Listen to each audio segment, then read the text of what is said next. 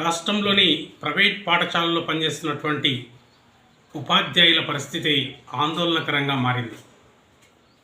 వారిని అడ్మిషన్లు చేస్తేనే మీ నెల జీతం వస్తుందని చెప్పేసి పాఠశాలలు హుకుం జారీ చేశాయి. దానితోటి ఆందోళనకు గురవుతున్నటువంటి ఉపాధ్యాయుల పట్ల ఏ ఒక్కరు కూడా న్యాయం చేసే విధంగా లేరనేది స్పష్టంగా మనకు అర్థమవుతుంది.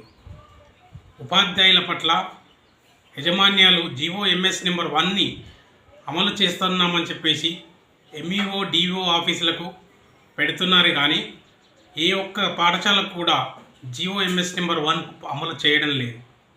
జీవోఎంఎస్ నెంబర్ 1 అమలు చేస్తే ఉపాధ్యాయులకి జీతభత్యాలు సరైన నెలవారీగా జీతభత్యాలు కానీ నిబంధనల ప్రకారంగా వచ్చే జీతాలు ఏవైతే ఉన్నాయో అవి వచ్చే అవకాశాలు ఉన్నాయి.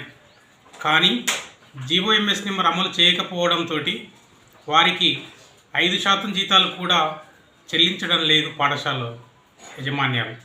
మరి అలాంటి పరిస్థితిలో ఇవాళ క్యాంపెయినింగ్ పేరుతోటి, క్యాన్వసింగ్ల పేరుతోటి ఈ తీవ్ర ఇబ్బందులకు గురి చేస్తూ ఎండాకాలం అని కూడా చూడకుండా ఎండల్లోనే వాళ్ళని క్యాంపెయినింగ్ తిప్పుతూ అడ్మిషన్లు చేయాలి, ఒక్కొక్కరు 30 అడ్మిషన్లు చేస్తేనే మీకు వచ్చే నెల జీతం ఇస్తుంది, లేదంటే రాదు అని చెప్పేసి చెప్తున్నటువంటి పాఠశాలలపైన పూర్తి దర్యాప్తు చేయాలి. దర్యాప్తు చేసి వాటి పాఠశాలలపైన విచారణ జరిపి తగిన చర్యలు తీసుకోవాలని చెప్పేసి రాష్ట్ర ప్రభుత్వాన్ని కోరుతున్నాం. ఎందుకంటే రాష్ట్రంలోని పాఠశాలలు ప్రభుత్వ జీవోలను అమలు చేయాలి, కానీ ఆ జీవోలు ఎక్కడ కూడా అమలు చేయకుండా సొంత జీవోలను, అంటే ఆ పాఠశాల సొంత రూల్స్ని పాటించే విధంగా అమలు చేసే విధంగా ప్రయత్నం చేస్తుంది. కాబట్టి ఇలాంటి వాటిపైన విచారణ కమిటీ వేసి విచారణ నుంచి వారిపైన చర్య తీసుకోవాలని చెప్పేసి తెలియజేస్తున్నాం.